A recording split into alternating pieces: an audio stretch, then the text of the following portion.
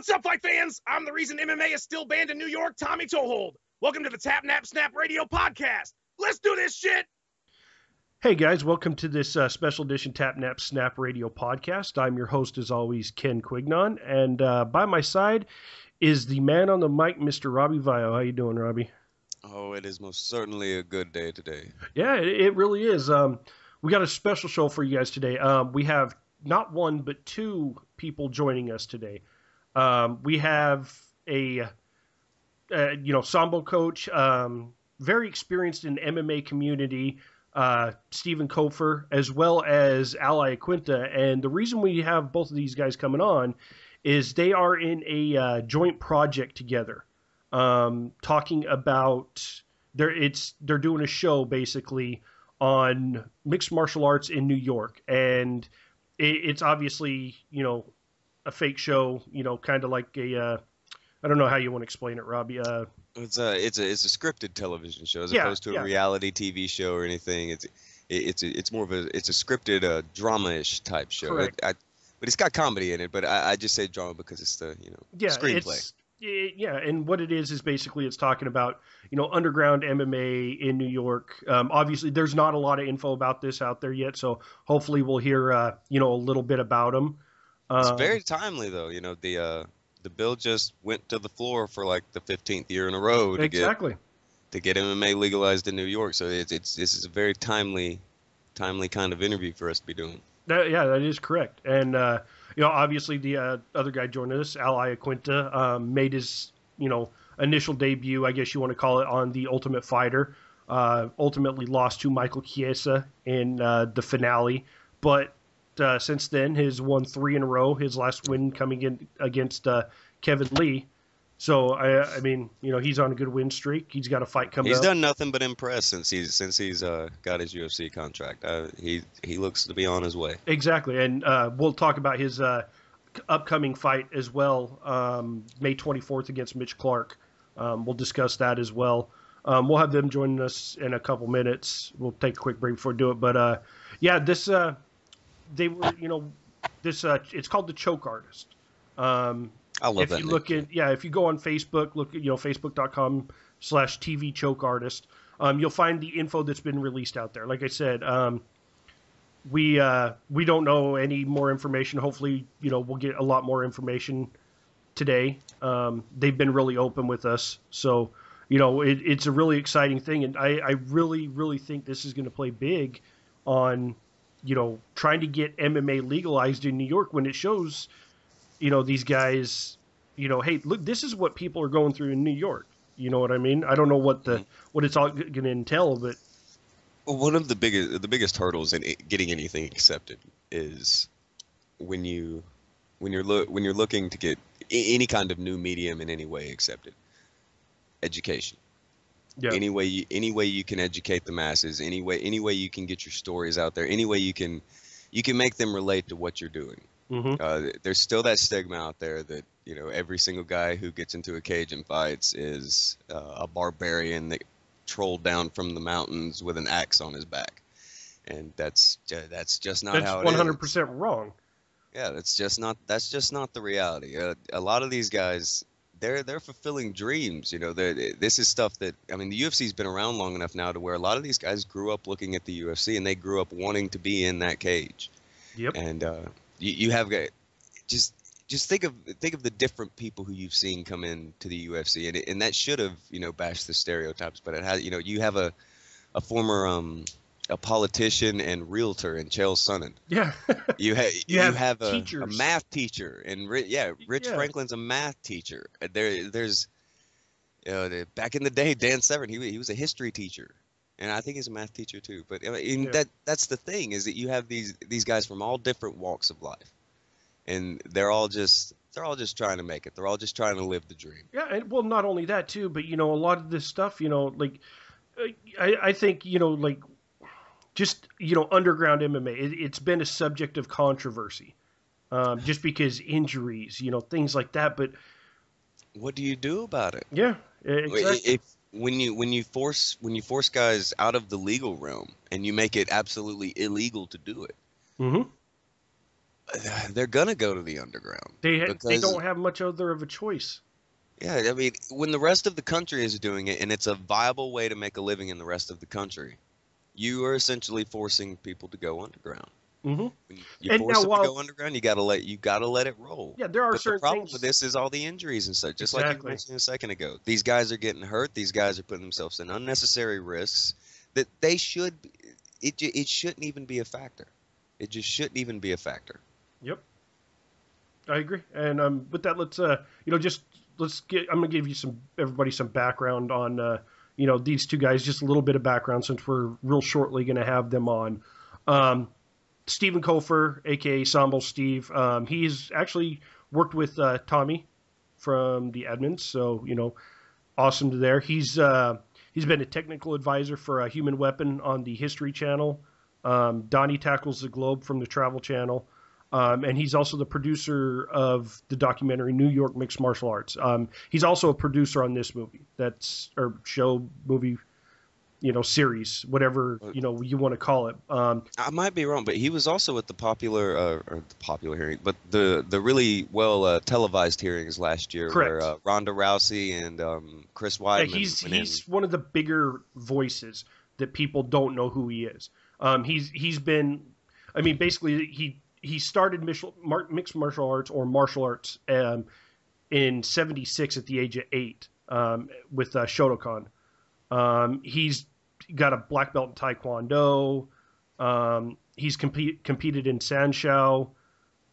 He was a finalist at the United World Championships in '97 for that. I mean, this guy has been doing, martial arts his entire life. He is extremely. He reaches back to those old guys who, well, I say old guys, but the old group of guys who ended up in the UFCs there in the beginning. Correct. The extremely disciplined, kind of martial artists that, I don't know. He seems like he fit that mold. Yeah, he did. And obviously, like we talked about with Iaquinta, a up and coming MMA fighter. I mean, that's the best way to put it. He's going to be a star, plain and simple. Yeah, he's a really humble guy, and he is making a name for himself. He's been competing as a professional MMA fighter since 2009. He made his big name in the Ring of Combat, which obviously we've had a lot of top level fighters come out of there. Ring of Combat's a good little forum. Exactly. One of the guys he beat on the Ultimate Fighter, Miles Jury, who is being talked about as a huge up and comer. He beat him. So that's one thing to remember. But all right, so with that, we will take a short break, and we will have them join us shortly. So we'll see you on the other side.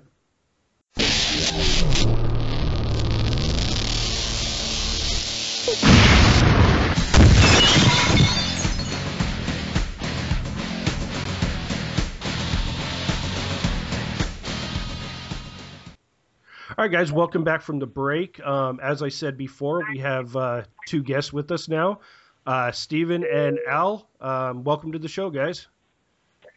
What's up, guys? How are you? Thanks for having me. Oh, no problem. Glad you guys could join us. So, we were telling everybody before, you guys got this big project coming out, dealing with, obviously, MMA in New York, different things like that. I mean, why don't you guys... we gave everybody a brief explanation of it, kind of what they can look for. But now that we got you guys on, why don't you give us a good breakdown of it? I mean, what can the fans expect to see with this? Hey, this is Steve. Essentially, the Cliff Notes version is that it's a dramatic television series that we just finished shooting a teaser for the pilot.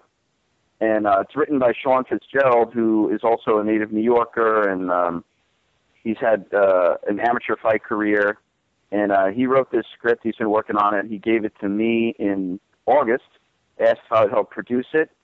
And here we are now with, down the line. We cast it, shot it, and now we're shopping it around to a couple of networks and streaming entities that are interested in the show. And Al had hit us up when we put the announcement for casting out there, and needless to say, we were interested. I mean, I've known Al for a long time, and So on that level, I know he's a good dude and we're friends and stuff. But he came down to casting. It was a little rocky at first, but man, he knocked it out of the park, man. He was awesome in the reel. Awesome. I mean, Al, obviously, you know, like you said, you came down to the casting calls. I mean, was this just something that you saw an interest in? I mean, just strictly because of like New York MMA, or is, you know, acting a type of thing that you actually had an interest in? You know, I've always watched things on TV and stuff, shows and movies, and I'm always like, oh, I could do that, no problem. It's, you know, it looked easy. And I thought the same thing about MMA when I saw MMA the first time. I went into MMA gym and I got my ass kicked. So, you know, I was like, you know, so I could do this so easy too. I was like, you know, let's give it a shot. You know, I know Steve, and you know, he's a good dude, so I know, you know, he'll give me a good shot. So I went down there, I gave it you know, my first try, and it was the same thing. I kind of got my ass kicked.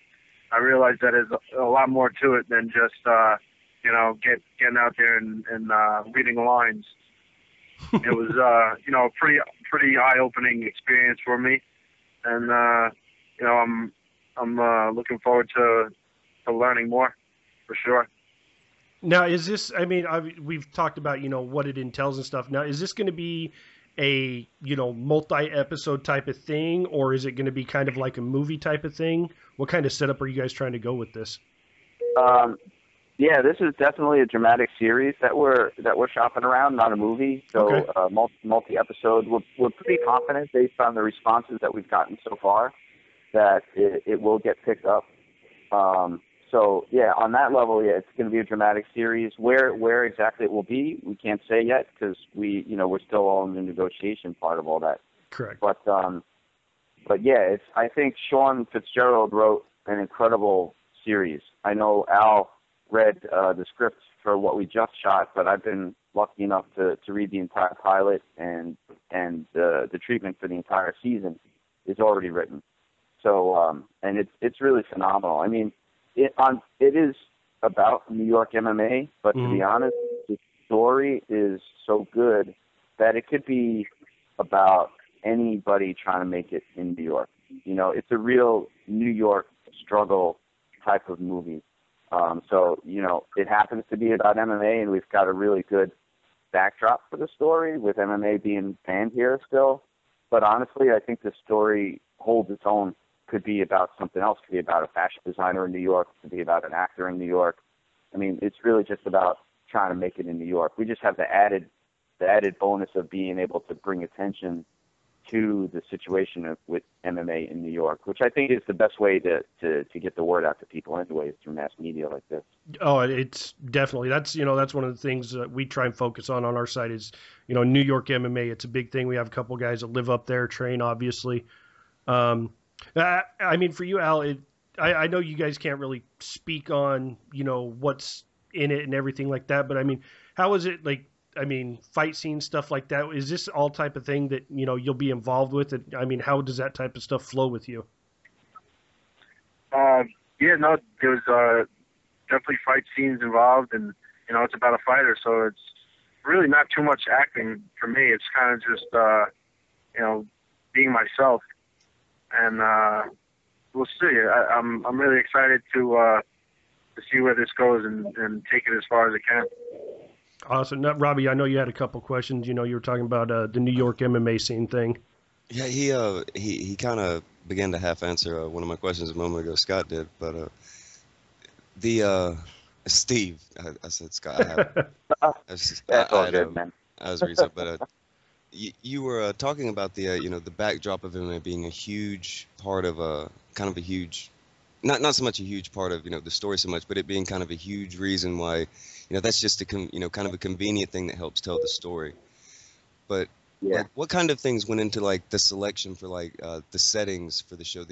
I was you know, when I was looking through things, I love the look here. It has a clean but really gritty look to it, and a lot of the settings they're clean but gritty. I don't know if that's really a good way to explain it, but like, what kind of things went into like the kind of settings that you guys were choosing for this? Because they were really, I think you guys picked the settings just perfect for this. Well, thanks, man. I mean, basically, when Sean lives in L.A., right? So he couldn't really be around for the selection of the location.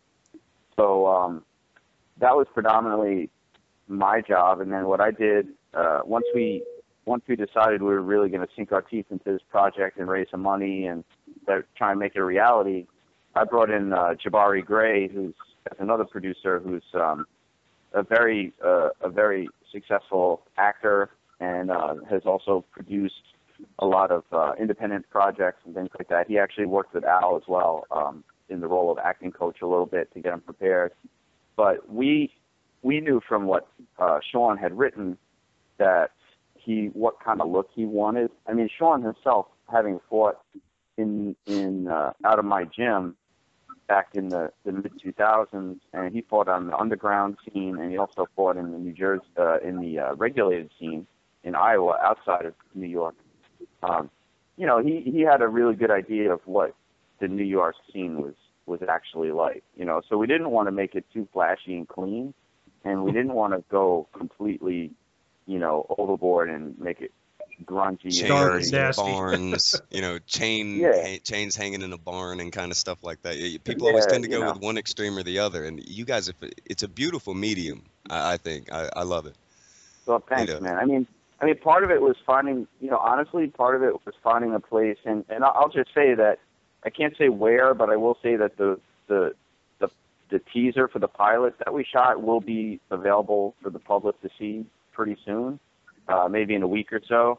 So just, you know, keep an eye on our Facebook page, and so you'll get the announcement of where to see it, and then everybody will see what we're talking about. But the way Sean wrote the script, you know, and what was going on in the story, finding a location for the fight scene, for example, you know, we needed to have the location fit certain parameters, you know, so that we could match what was happening in the script.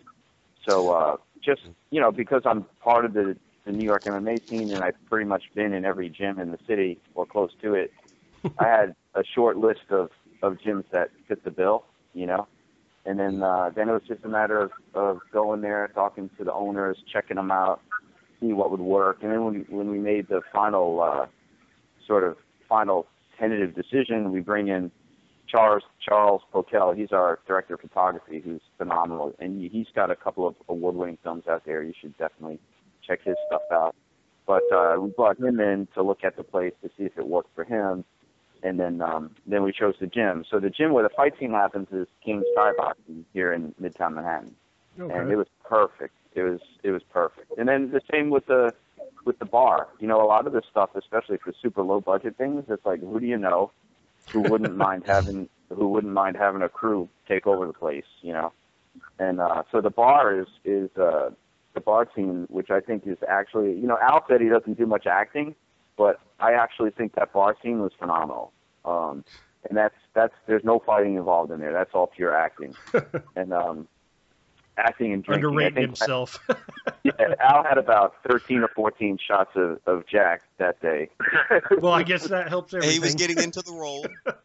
Yeah, I had to get into it, you know.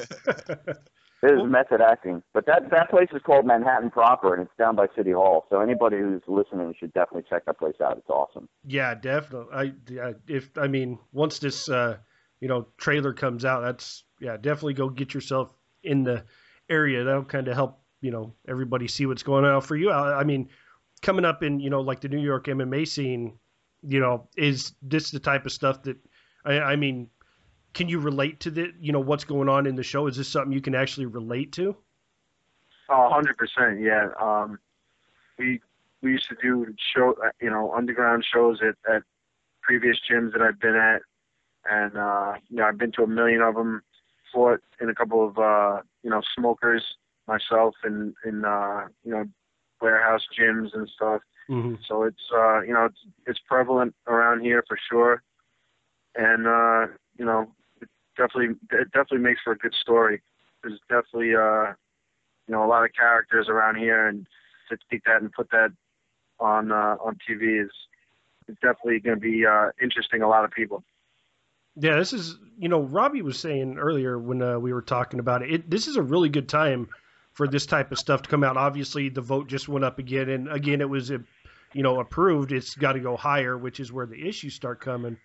But I mean, was this a calculated thing that around this time is when you wanted to release it because the votes were coming out, or was it just it kind of happened to work this way? It's just synchronicity, really. I mean, honestly, if you live in New York, it's always going to seem like and the bill comes up once a year. Yeah, because it goes on every year, and I guarantee you, in my opinion, we're not going to get it this year. So if we waited till next year, it would seem like we waited for next year too. I mean, it happened with our documentary, like last year. When Colleen Poole and I released the New York MMA documentary, everybody's like, "Oh, did you wait for it to? Did you time it so you were going to release it around the same time that the bill failed in Albany again?" I'm like, "No, not really. It just happens every year, so it seems like we're working that way, but not really, More of a side effect than a... Yeah, to kind of tag team on what Al was saying with the underground fights and stuff, and kind of what Robbie was saying too about finding that medium and the look of the film. A lot of portrayals, TV portrayals and movie portrayals of quote unquote underground fighting make it seem like, some barn in the middle of Thailand where everybody's betting and there's like wild animals running around and it's like totally, crazy. But the reality is the quote unquote underground scene is just people who want to fight, Yeah. So you don't that have was one of the best parts about it, I thought. The scene of actual fighting in the under, it didn't look like a seedy bar or a barn, and you still got the feeling that this was an underground fight, but there wasn't that. I don't. There's a tackiness to it. That's the only word I can think of that kind of gets there. It's tacky almost. That's a word my grandmother would use, but that's all I can think of. We should have her on the show too. We'll get a review from her. That'd be cool. She's off the rocker on some of that MMA stuff. She'll go off on some people. Got to keep a chain on grandma sometimes. But seriously, man, I mean, the underground shows are not like that. They have a particular reputation, but I don't put my guys in them really. I mean, it's only been once, and that was Sean, the guy who wrote this. But I've been to a few, and I would say for the most part, they're actually pretty well-intentioned people. I mean, they may not be doing the best thing for the guys in terms of like having proper medical care or whatever. But in the end, I mean, when we have sparring nights on Friday at the gym, it's essentially the same thing. You know what I mean? So we didn't really want to make it look that seedy. We just wanted to make it look like it really was. It's like the smoker going on in the gym where guys are getting to beat each other up willingly. Yeah. That's basically what it is. Have you guys really thought about maybe who you would like to bring into the show? I mean, I know there's some fighters up there in New York that even Al trains with that I wouldn't mind seeing some scenes with. I mean, have either of you guys thought about that? You specifically, Al. Like guest appearances maybe from other fighters. Sure. I mean, Al can talk about his partner in the fight team. Yeah, Johnny Bonilla Bowman was he's my training partner over at Ray Longo's gym, and when the spot opened up and I heard about them needing someone for me to fight, I thought he was he's the perfect person. The guy he's a glory kickboxer. He's wrestled at Hofstra, and he's a badass dude. So and he'd be a great actor. So I think he fit the role perfect, and the scenes are gonna look real good because it's good chemistry there. Yeah, I was about to say this your training partner. Yeah, that would probably be ideal for who to bring in to do your fights. A guy who you're really comfortable with in that manner. A couple shots end up landing, life goes on. It's not like we haven't done it before. For sure. He's landed a few, so it wouldn't be any different than training, for sure. I mean, the film. One of the reasons why I think this project is going to be so successful is honestly everybody involved in it. At least the core original group is somehow involved in MMA or the New York martial arts scene. I mean, you got Sean who wrote it, myself, Jabari Gray, the other producer, He's fought amateur MMA in Jersey, and he still actively competes in the grappling circuit. You got Al, you got even our sound mixer, who if you thought the audio was awesome, and I don't know what you watched it on, if you watched it on your phone or on something, if you watched it with good audio, I mean the audio is incredible. Yeah, the punches sounded really good. I was actually kind of impressed. That was a good punch. Yeah, that's our sound mixer Gavin Borden is killer, and his brother is a brown belt from Henzo's, and is now teaching at a club out in Seattle, and Gavin trains himself, and so the project really attracted everybody who has good experience in the business, in the television business, but also has experience in the MMA business, Mm-hmm. So you take that combination, and it's just great. And even the actors who don't have that experience, like Paul Sheehan, the guy who plays Al's roommate / cornerman. Yeah. Yep. He's really good. I mean, he's trained himself a little bit. He's done some really good Hong Kong films. You should check him out on IMDb, and you can find out some of the other stuff he's done. So even himself, in terms of knowing martial arts, he's pretty good. But he sunk his whole heart and soul into this role, man. I mean, he was sending me and Sean emails every other day, how he was researching the part, this character. One day I get an email from him, yo, I read Stitch Duran's book on cornering people, man. He's just totally sinking his whole head into the part. He's been real passionate. And everybody else, it's even Stephanie, the woman who played the bartender. Here's something about New York MMA. We auditioned about 60 people for various parts that day. And I would say about 90% of them asked us why we decided to make MMA illegal in New York. Oh, geez. They actually thought that was fiction, Wow. And we had to explain, no, that's not fiction. That's actually reality. Wow. But Stephanie was one of the few actresses that came in to audition that actually knew that MMA was really illegal and that actually follows the sport a bit, So yeah, that's kind of sad, actually. That's part of the uphill battle. Yeah. And that you answered. I was about to ask the question. With all of the things that you see put out about MMA, way back in the day, they did an episode of Friends, and they had MMA there, and it was the UFC, but it looked like it was filmed in a bar. You could tell that they probably had never watched it. You can look at movies that have come out, and you just get the feeling that the people who are making it are more cashing into the hype than actually being involved. And you just mentioned, you have a crew of guys here who are involved. They're in this actual struggle that the series is talking about. And I don't know how well you can answer, for kind of Mr. Fergus's experiences here, but when he wrote this, was he pulling a lot of it more from what he had done, what he had done and what he had seen, and more of the things he had experienced, or was he trying to kind of go almost at the topic more in a broad kind of spectrum, or do you think he was more pulling it from his personal experience here? I can't speak for Sean, but I can tell you that when he first gave me the pilot to read, it was pretty clear that he based at least a large part of it from his own experience training at my gym, and from the fights that he had been at and stuff.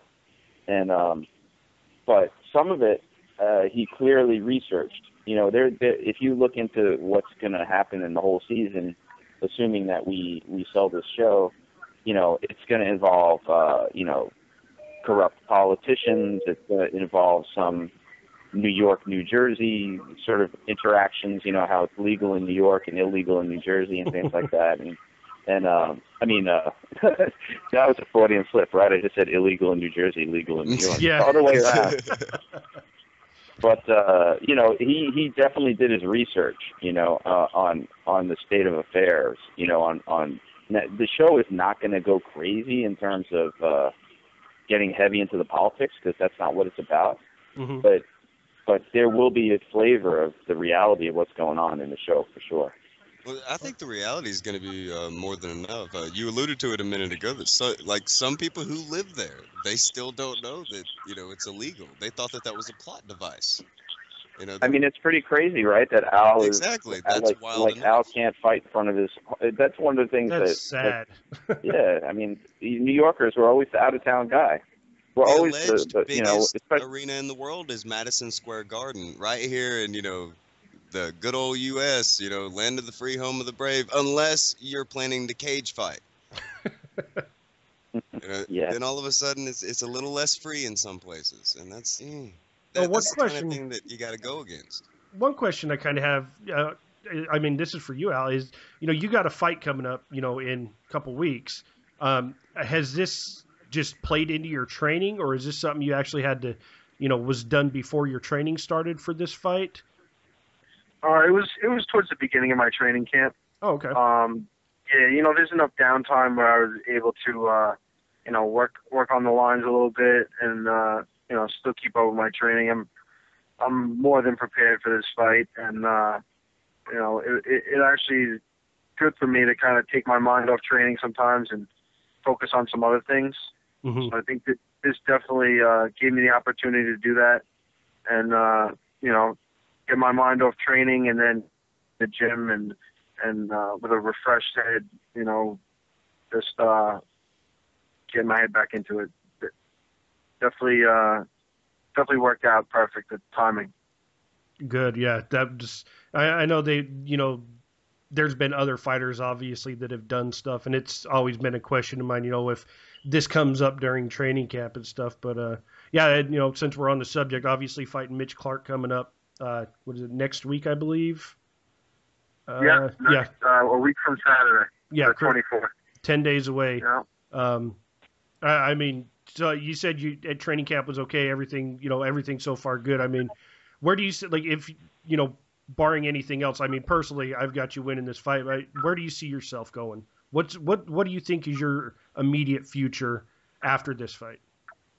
Just, I'm winning the fights that they give me, and I'm gonna get that title. That's the goal right there.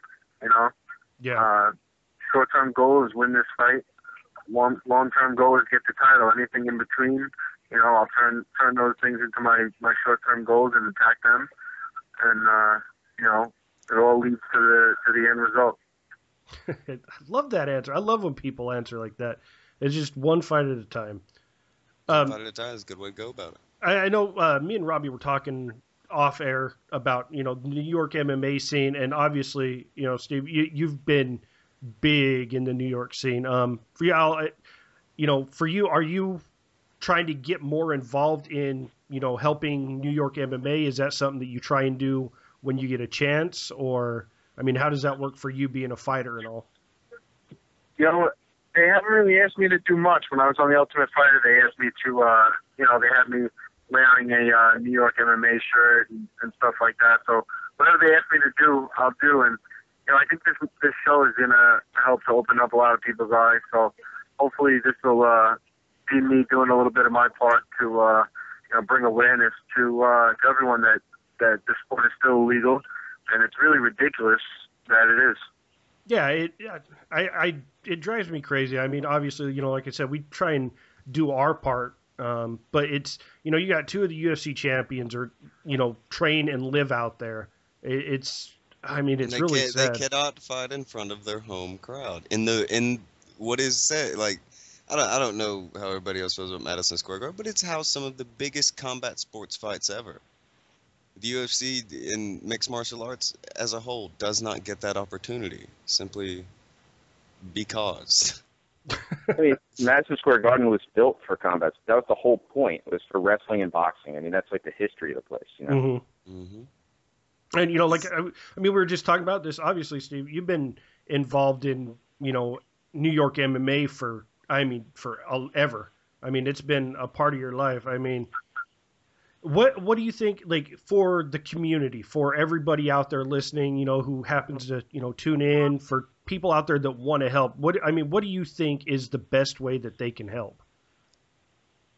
I'm at a place in my belief about New York MMA I'm feeling a little pessimistic these days. You know, I mean, anybody from New York couldn't help but feel that Can't way blame year you. after year. Kind of, you know, I'm starting to feel that the legislature is just so corrupt, and that I don't know how much we can really do, much more than what we've done. And that's why that's why, like with the coalition, we kind of stopped doing the rallies, because the rallies weren't really, the fans weren't coming out, you know.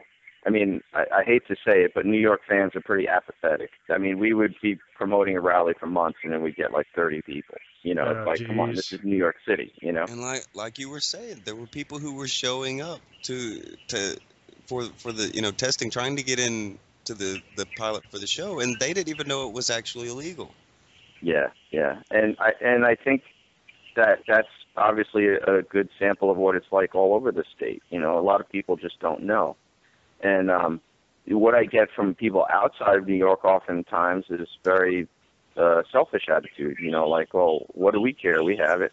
You know, and what I tell people is, look, New York, we have a blank slate. We actually have a chance to make some significant improvements in the sport.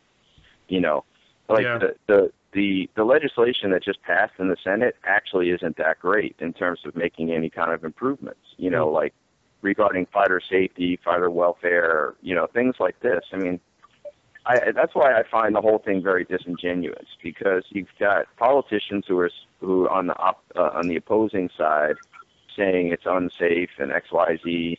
Well, why not put up a bill that improves the standards of safety if that's your issue? You know, like, and then you've got the people on the pro side who are just sort of shoveling money into lobbyists and paying, you know, year after year into campaign funds for politicians that'll never get a vote. You know, it's like they just care about the financial. Seems like you're working against yourself.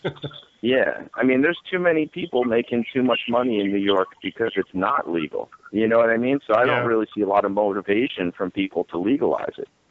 But Most lobbyists don't exist if it gets legalized. Not a whole lot of. Well, look, you legalize MMA tomorrow, and all those PR firms and all those lobbyists are out of their monthly retainers. You know. Yeah, like, that's kind of interesting. That's another way to look at it. Yeah, but I think to your original question, to people outside of New York, if they really want to help, they should start pushing the idea that New York has a real opportunity to take the sport to a new level for fighters. You know what I mean? Like, I want MMA in New York as bad as everybody else. Obviously, I've been involved, but I also want I want our fighters to be safe. You know? Yeah. And so my viewpoint on New York MMA has kind of evolved over the years. The more I've been exposed to what's going on behind the scenes. And personally, I feel like amateur MMA is even more important than pro in New York. Like, if you want to get into a ring as a pro and get paid and take your risks, that's fine. But that's a very small percentage of fighters. It's real small that ever become pro. And then of those pros that ever become someone at Al's level who makes it to the UFC. But, you know, for every one pro, that's right, man. But for every one pro, you've got like 20 or 30 amateurs who are stepping into unregulated, poorly sanctioned, or not sanctioned at all events all over New York State. I mean, last year just overall dangerous. We actually help NYFE. They're one of the guys we work with. They do amateur fights up there, fully sanctioned and everything. And we actually, a few of us from other areas actually flew up there and drove up there to actually help with the event. And, you know, that's one of the few companies that I've seen up there that is actually doing really good events, and they're trying to help the MMA scene up there. Well, you know, I mean, I have two guys in the next NYFE, by the way. So, yeah, I'll be there for that one. I mean, look, every single promoter that's doing shows in New York State right now has the best of intentions, and every single promoter has a lot more they could be doing in terms of the regulation, and that involves the sanctioning bodies, all the sanctioning bodies that are working in New York: ISKA, WKA, USMTA, the PKF, USMMA. They're all running shows in New York State with varying levels of regulation. You know, some better, some worse, but none are perfect. You know, so I really think it's more important for New York, like on a practical level, to provide some standard guidelines for MMA regulation for amateurs in the state. But there's no money in that, so everybody wants to focus on the pros. You know? So that was something we talked about right before we started talking to you, is that the big thing now that'll probably get MMA working more in New York, instead of, the route everybody's been, you can try the legislation over and over, but mass education. And that's the kind of thing that you would be doing by putting out a show like this. It's a mass education on a practical level where people see it and they can identify with it, and they can get a better feeling of what's going on. And then it doesn't seem like such a weird notion that people want it legalized. Like, I don't know, like, people still have the stigmas and stuff to MMA when they talk about it, and it still has that kind of dirty feel when you hear them talk about, the New York MMA thing. You'll hear the other side say that, the human cockfighting thing, which I can't believe that's still around, but things like that, it's an uphill thing. And like you said a minute ago, it's a lot of these. Look at all the talent coming out of New York right now. The Long Island MMA gym, just all these Sarah guys. Longo gym, all Sarah the Longo, champions, all these guys are coming out of New York. Well, they're coming out of somewhere, and the reality is they're coming out of it's a dangerous zone, like you were saying. And you said that the fans outside of New York, they're not really being too sympathetic to the situation. That's kind of an MMA injustice anywhere is an MMA injustice everywhere. That's just how it is. We need to rally. I wholly agree with you. Get MMA done out there and fixed so we can have guys like Al. We got 2 champions out there in New York. Get all these guys on the same card. When you think about it realistically, these men not being able to perform in front of their home crowds for no good reason, that makes no sense. And the show choke artist is that's a mass education tool. And absolutely. I'm really hoping that that's going to get some traction, because like nowadays that's how it is. You got to go at people through media. Give them something to watch, give them something to look at, and they'll listen to you. You tell them MMA is illegal in New York, and they're like, oh, well, that's interesting. Give them a show and show them what guys have to go through. Absolutely. I mean, that's kind of why we stopped doing the rallies and letter campaigns. And for example, like with the documentary, our idea was, look, if we can get a film out, that will reach more people to educate them, Mm-hmm. And people can check out that film, New York MMA. It's on Hulu and Hulu Plus now, so anybody can see it. It's a good but film. You're right. The TV show will be a mass tool, and I think even more than a TV show, but who's in the TV show, and that's why I think Al is real important to the project. Extremely, he's a real guy from there. Yeah. Like you said before, that's something that he's seen. It's a life experience, which is not something you get a lot from a lot of these actors out there. So hopefully it helps. I know we're cutting on your guys' time. So we like to do a couple things as we're nearing. I'm going to just warn you before. I'm at Woodside right now. We're going into Penn Station. I might get cut off when we go on there. But keep going. I was just going to say, before you go, that's fine. We totally understand. One of the questions we like to ask is, what's your favorite MMA technique? Obviously, Al, we'll go ahead and start with you. What technique is your favorite thing? Some crazy. Actually, it's a move that me and Steve worked on that I tried in my last fight, a flying heel hook. Love stuff like that, like a spladle, stuff like that. Crazy moves that you don't see all the time. Yeah, Al, after you did that scissor takedown, my phone went crazy. Everybody. That's awesome. See, a lot of guys, we get on, they like, obviously, just there's a certain technique, but we don't get many that like the flashy stuff. We talked to a couple guys from, Rufus Sport, and obviously they like flashy stuff, but Al, I think you're the first other than them to do it. Yeah, man. Yeah, no, I enjoy watching guys that, that do stuff that you've really never seen before, and try to kind of come up with my own stuff sometimes. And if I see someone that does something, I got to learn it and try to pull it off myself. So Definitely my kind of style. Who's your Nice. favorite guy to watch in the cage right now, Al? My favorite guy to watch in the cage right now, I don't know, man. I take a bunch of different things. Like obviously Anthony Pettis, the stuff off the cage that he does is awesome. Someone like obviously Chris Weidman's jiu-jitsu. Watching him. Who else? Yeah, we got one of there's a our bunch. admins, Lito, that has trained with the champ a couple times, and he says all the time, he predicted that he would beat Silva by submission both times. He always talking about his jiu-jitsu game. So yeah, we're all looking forward to that aspect of it. Yeah, man, for sure. But Weidman, he's a beast, and he hasn't even shown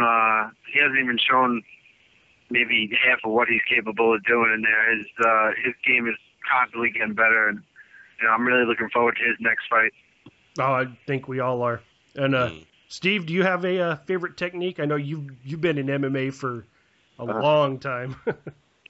I don't know, man. I obviously I have to say leg locks, I guess, but I mean it's like that's my favorite stuff. But I kind of like underrated things, things that people don't do much. Like, so I really appreciate when people think a little outside the box. I mean, I remember when this was like an M1 fight when Vinny Magalesh was fighting with Mikhail Zayats, right? Mm-hmm. And that was such a great fight. Anybody who can.